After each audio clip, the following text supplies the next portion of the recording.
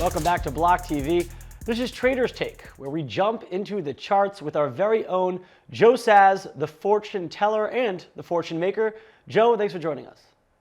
Hey, how's it going? Very good. Well, I'm doing all right, but tell me how are the markets doing? Yeah, so let's jump into the Bitcoin US dollar 15-minute chart here. It looks like we could be on the brink of something. I just want to quickly take note of the exchange activity. It looks like buyers are now starting to stack the book right here with the triple-digit pack. I've been noticing maybe for the past couple minutes that it looks like we might be in pump territory. So I feel like it could really take off here any minute. Onto the 15-minute chart. All right, like this is what I do as a trader all day is I pay attention to this and I'm paying attention to the trade history and I'm just like I can seriously be glued to this forever. So let me move on. But we're looking good. The 15-minute looks like we're bouncing back. We had a little bit of a dud 9 for a second there. Definitely scared the hell out of anyone that bought this 9 buy. We had a wick that went all the way down to into the 7,000s again. It's really like I'm at such a crossroads. This is technically just a revisitation to the wick space. I think we're bouncing up out of this. I think we could be getting out of here pretty soon. I'm just going to switch over to the quick daily, and then we'll talk for a sec here. But this is where I'm definitely getting bullish. I mean, if we can hold this, and even like looking ugly today isn't that big of a deal.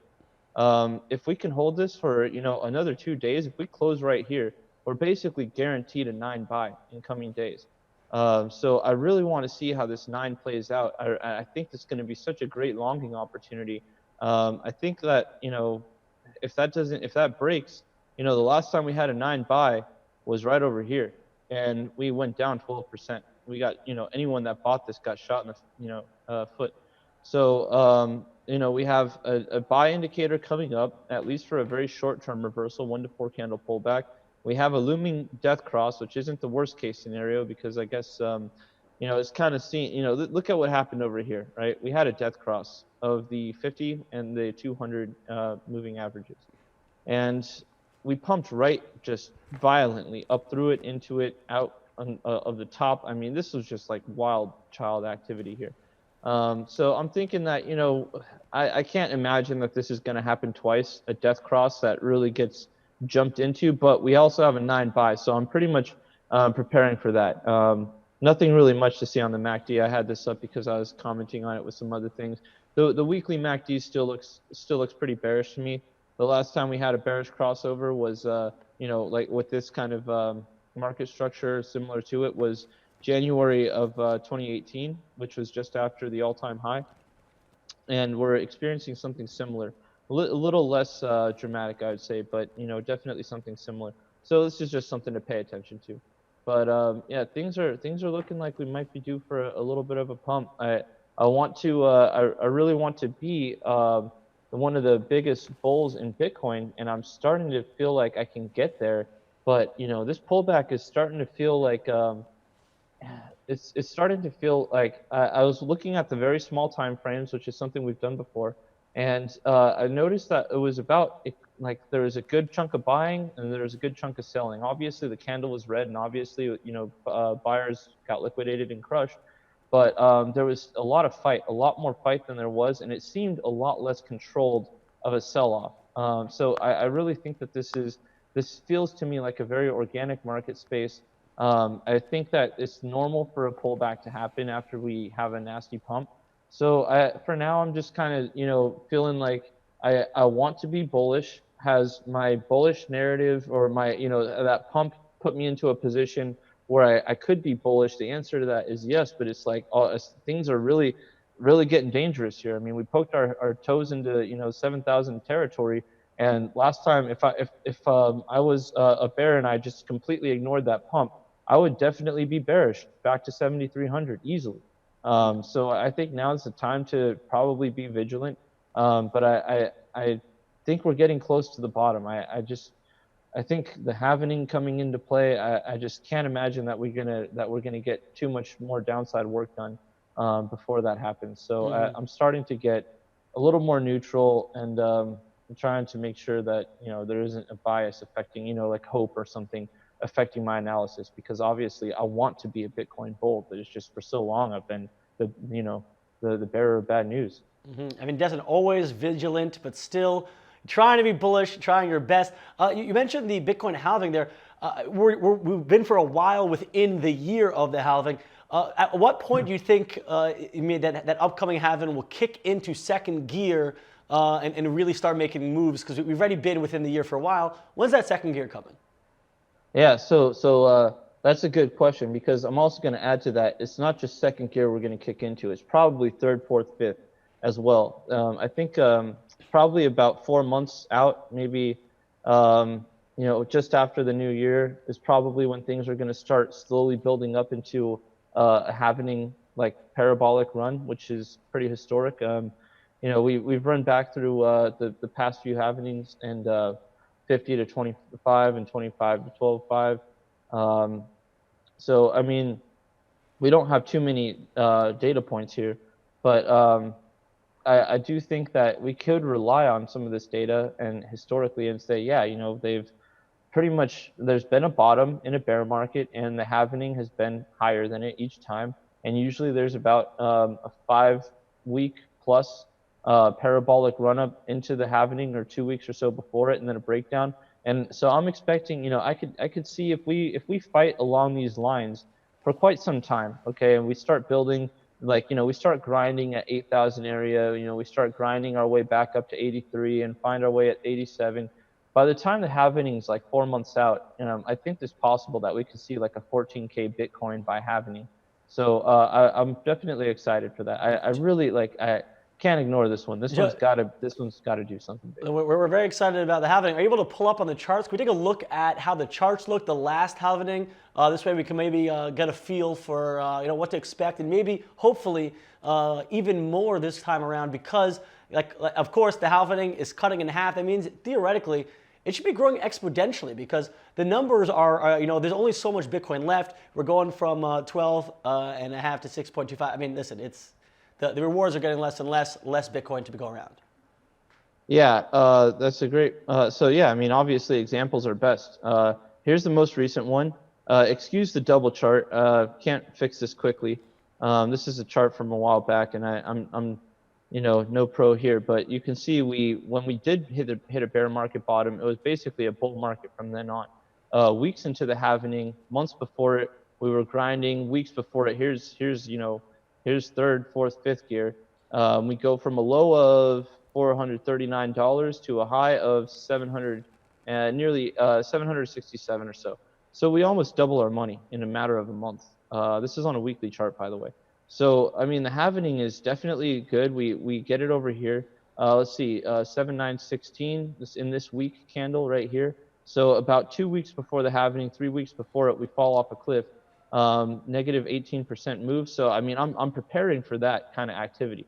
And the halvening before it was just pretty much the same. When we found the position, I mean, months out, we were building up into a very strong halvening. We had a dump here, but obviously that was recuperated pretty immediately. And we got into the halvening and just launched.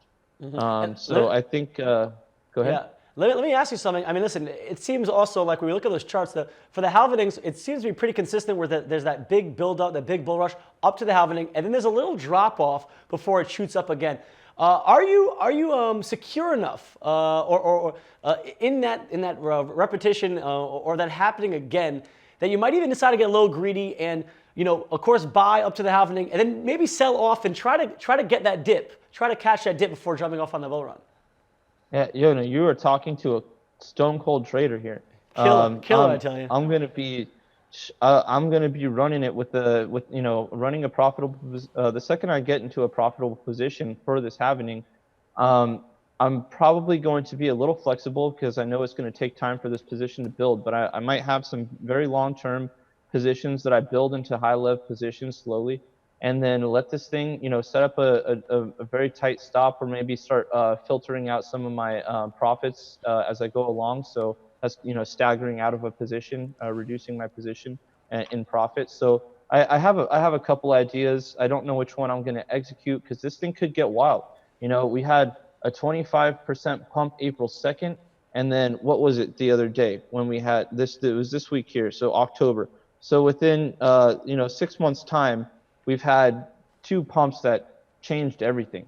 So I want 6 months from now to be prepared for something like that again. And a halvening is the exact narrative that we've been waiting for to really an ETF acceptance and the halvening. There's been a few potentially bullish scenarios, but we've been waiting. We've been waiting for ETF news, and it's taken forever to basically get rejected every time. And now we have a halvening that's coming no matter what. Could this one be different? Could we just die this halvening and price crashes and things look ugly? Possibly, but I'm going to be trading it. I'm going long. Like I said, probably January, February. And then I'm probably going to try to build just a long-term position and then set up a nice, close somewhere along those lines. I'll make sure I'm not going to bed without a stop loss, especially a couple weeks before the halvening, and then close it out and catch that dip. I probably won't short it because I might. I'm cursed, man. Sometimes I can't turn away from a good trade. So if I see it, I'll take it. That's but what, you know again, why? Do you know why you can't turn away from a good trade? Why? Yeah. Because they call you the stone cold trader. That's why. Now I'll tell you, man. You've convinced me. Come January holiday time, I'm taking all my Christmas gifts. I'm selling them for converting them all to Bitcoin. Come that January time, because I'm going to ride that long along with you. Yeah, sounds good. Ride or die, baby. Join. Ride or die. Yeah. Listen, let's take a look at shift gears. Let's take a look at some altcoins, because they also been getting totally wrecked today on this. We're seeing right across the board. Yeah. So here's some XRP right in front of us, and we're pretty much damn near where I was predicting we would head. I'm expecting us to get back into this wick space right here, and I mean this is really looking like it's prime territory to get there. We had it was like such a weak 9 buy. And this was within the rules. This is a legitimate 9 buy. We did have a 1 to 4 candle pullback, followed by some serious downside. I think XRP is looking ugly, and I really think that we're going to get to this wick space. It would be I would be as analysts, we like to be correct. So I'm looking at this and I'm like, man, we came within 24 cents down to 23 point. We're probably about a penny away from me starting to be right and us visiting this wick space. So I think I'm going to hold on to that. But oftentimes when you get when you have a long-term prediction like that, and you say, all right, well, we're going to hit this space, you sometimes miss it by by a penny, or in Bitcoin's case, you might miss it by $30 or $50 or something. So that's what I'm thinking is I'm looking at the technicals and I'm saying, yeah, I can easily see this thing revisit this wick space, but how's my luck looking right now? Are we gonna hit that little zone, or are all the XRP bag holders clutching their prayer beads and their luck is greater than mine? So we'll have to see, but I do think that we're headed back down to probably the low 20-cent range, and XRP is a very I think it's probably one of the worst assets, and digital assets. I don't even like using that word, but it's just such garbage. I think if people start to realize, then they're probably going to pull the plug. And anyways, the technical picture, we do have a bullish potential crossover, but this downside action has started to pull us away. I don't know if you can see here, but I'll zoom in for dramatic effect. Well, it looks like we're on par for 3 days from now, a bullish crossover of the 50 and the 125-day moving average, but you can see what a big move to the downside will do. And I think it's very possible we can get something like that. This is definitely dramatic, but I think it's possible. Right, Joe, I think we're having some technical difficulties, because I'm pretty sure I heard you say that XRP might have been seeing some organic movement to the downside. Even if negative, it seems to be that it's not manipulation, but actually organic trading following the chart. Is that correct? I can't make that assumption on this one just yet. I would say right now, I'm just trying to think. I remember like one of the big things back in the day was that this was an asset that was traded particularly in the East. And, I'm thinking about them as bag holders and how they're reacting to this. And I'm thinking about the XRP army that that I communicate and argue with, and have now probably blocked most of and been blocked by most of them. So I'm thinking about them and their sentiment, and I just don't know where the buying is coming from with this. I just can't really see this thing taking off. So I'm not going to say it's organic. I'm not going to say it's inorganic right now, like this instant and over the past few days. I do think it's very funky that we have such a tendency to counter trend, descending triangle breakout, ascending triangle breakdown. And this is still, a questionable ascending triangle. I would say this is probably not the prettiest one that's been drawn. But yeah, I mean, I don't want to say just yet.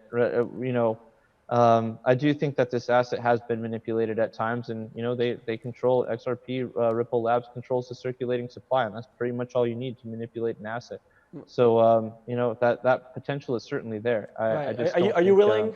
Are you willing though to are you willing to bet? Are you willing to put some money on the idea that, hey, it's going down? Are you able to bet on a counter trend market manipulation there that it's going to shoot back up now? Are you willing to bet put a little short bet over there that it's going to hop back up? Yeah. Well, we can bet like 10 sats. If you're right, then if we hit 25 cents before we hit 23, I'll send you some sats, because me and you spent a lot of time trying to figure out the Lightning Network back in the day. Yeah, yes, for real. Listen, I got my stacks. I got my stacks stacked, sat stacked over there in the back room. Maybe we could knock a couple off, and we could definitely put that on the XRP. All right, let's move on to the next one. How's other altcoins looking? How's Ethereum looking? Yeah, so let's get over. We have been watching Bitcoin Cash. I just wanted to stop here for a sec since we were already up. This thing's broken down violently. This is pretty clear top. We've now failed the 125, and we got our answer. And now we're breaking down below the 50. So we're probably coming back. Now, ETHUSD, and I don't think I've looked at Ethereum for a little while. Let's go off of Coinbase for now. Well, we broke the channel to the downside, which pretty much happened in Bitcoin. So no surprise, it just took a little while to get there. So, here's a perfect case of, do altcoins lead the market, right? And or do they like kind of stimulate the market or kick Bitcoin off in a particular direction? I mean, Bitcoin did this weeks, maybe a week or two ago. This being the channel over here, something like this. I know we got some lines here, excuse the clutter, but we had a channel and we broke down already. And we've broken down violently. So if Bitcoin is any indicator of the direction of Ethereum, we're probably headed below 150 easily. Yeah, actually, this is looking pretty ugly. So yeah, we blew right back through the 50-day moving average. We're trending down on the 125 death cross over here with the pump into it, same as Bitcoin. But a different death cross in Bitcoin than the intermediate and long term. So now it looks like this 200-day moving average is going to start to curl down a little bit. 125 headed down, 50 is headed down. I mean, this is still looking bad. Honestly, I'm looking at this, and unless alt season or something kicks off, then Ethereum is doomed short term. Mm-hmm. And yeah, that's pretty much it. Right.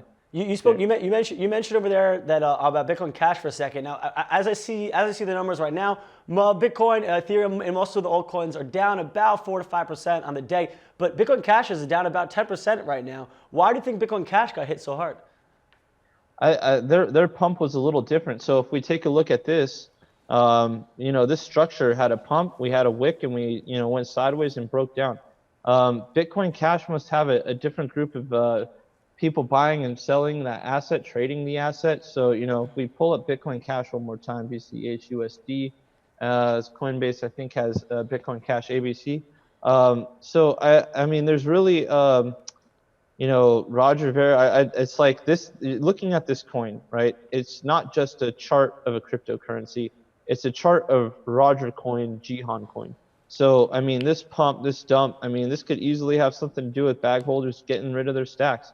This could also just have to do with people that are trading crypto, any type of crypto, to get more Bitcoin in general. They would see this as this failed opportunity as a time to sell. This failed breakout to the 200 as an opportunity to sell. and selling gets competitive. And right now what we're seeing is probably sellers getting competitive and pushing this thing down. Now, mind you, we are 3 days out from a technical buy if we hold, and I'm pretty sure we'll get a 9 buy 3 days from now. So that's going to be very important. In my eyes, that 9 buy is going to be just as important as what we saw over here in XRP, where it depends on this pullback. If this is a super weak 9 buy, then we're going to have a big candle right after it, a big red candle right after it. So why? I just think it could be different pools of people trading different assets. Why does Ethereum do what it does? Price wise, why did it remain stable for a bit longer instead of popping up and creating this arc? I don't really have a great answer. I guess that's something I'll have to think about. But I would say Ethereum probably has more liquidity in that pool, and we might be able to find this out right now quickly on CoinMarketCap. That actually brings me, while we're on CoinMarketCap, talking about liquidity, I do have a question for a pro trader like you. CoinMarketCap's been, trying its best to fight the fake trading volume, reported trading. They first started, requiring exchanges to send different info to them to make reported volume. And then now recently they launched a liquidity metric, which they say is much harder to game. Are changes like this, where CoinMarketCap goes after the exchanges for fake trading volume, does that affect traders? Does that affect the information that traders get? Does that affect the moves that traders make? I would say no.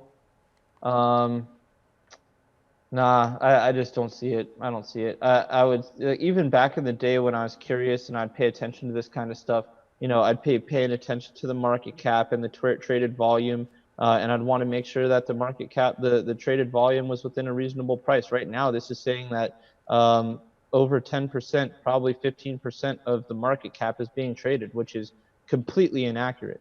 There's no way. We also have Tether at 26 million traded volume against Bitcoin's 23 million traded volume. So I think there are things that could be affecting, whatever we have going on the back end, assuming that there's big players making these moves happen. But, is all this wash trading and fake volume reported causing these kinds of issues, like causing issues with traders in the trading community? No, I don't think anyone really cares too much about that. I think people care more about what we got going on over here. Let's see this. Are we pumping? Yeah, people care more about their indicators, their moving averages, and their geometric formations and their sequentials, and MACD. So people care more about their charts than they would care about something like the numbers as reported by the CoinMarketCap. Right. Okay. All right. Well, I mean, listen, but your charts are powered by information reported, reported from somewhere, reported by exchanges. Obviously, you're using charts from Binance, from Coinbase, where you're relying on those. But if now, the changes and kind of the takedowns by CoinMarketCap to kind of force these other exchanges, which, up into before, they went to the liquidity metric. Before the liquidity metric, OKEx and a lot of these Eastern exchanges were supposedly where the most of the volume were going. After that, these trading volume goes right down. So if you could actually get these Eastern exchanges to provide accurate data, to even including to charts like yours, does that extra information, does that change, your charts? Does that change the game for a trader? The one thing that comes to mind when we think about that is how sometimes one exchange will hit, say, a sequential 9 buy before another one. And so that's like, little things of interest, liquidity on different exchanges. And that's not due to false reporting. That's just due to the nature of price on different exchanges, different liquidity pools. So there is a little bit of play going on there. But I mean, even if OKX, the reason as a trader why I use Coinbase Pro or their reported numbers is because I trust them. Their numbers. I don't trust Coinbase Pro at all, but I trust that they're government compliant. So OKX and a lot of these Eastern exchanges that you were talking about that could, that are absolutely in all likelihood reporting false numbers.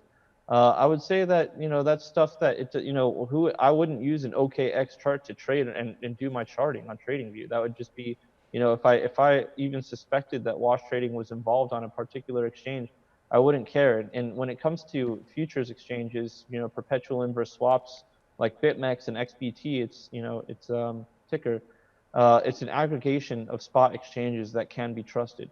So that's one of the things is like, if you create a spot exchange, with US dollar tether somewhere, out in another part of the world, and you're creating all this wash traded volume, it still doesn't affect the big players, the number one markets in the world, which are probably, or number one places to trade markets in crypto, which are probably things like BitMEX, probably some of these other ones. And I can't really like say that I particularly love any one exchange over the other. They all have their differences.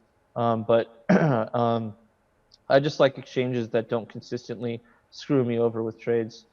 So I think as long as an exchange is reporting good numbers that are truthful, then it's I think traders will flock to that price, and obviously exchanges like BitMEX that create an aggregated price are going to use that exchange, and that kind of adds to the credibility, and I think it kind of creates like a self-policing tactic in a way. Well, even you mentioned Coinbase Pro. Who else are give us your top three charts that you're willing for the exchanges, top three exchanges you're willing to rely on to make your charts. Well, I would just pretty much simply trust BitMEX. You're not going to believe the words coming out of my mouth, but I really don't like Kraken. But I would trust Kraken. And I mean, I might even put Gemini on that list. But I might put I don't know about Poloniex, but Poloniex is on that list. So Bitstamp, and like that's the thing. I was doing a YouTube video the other day, and we were doing some live trades, and this one guy was talking about how Bitstamp had a 9 buy coming in right after Coinbase Pro's 9 buy. So it was actually really interesting that we had back-to-back buy signals on 2 separate exchanges, and the price did go up. And there could be something to paying attention to more than one exchange, but for now I just keep it simple. You don't want to change it if it's not broken. So Coinbase, maybe a few others, Bitstamp, and Kraken might be probably the top 3. I'm just, I'm not encouraging or endorsing anything here. Just saying, these are numbers. We just need accurate numbers is all. Well, I'm sure that will stir up the Twitter armies, and that's exactly what I try to do with you, Joe. Joe, thank you so much for joining us, the stone cold trader himself, the fortune teller and the fortune maker, the man with the plan, Joe Saz. Thank you so much for joining us. And for all you at home who want more on cryptocurrencies and blockchain, check us out at blocktv.com. Thanks for watching.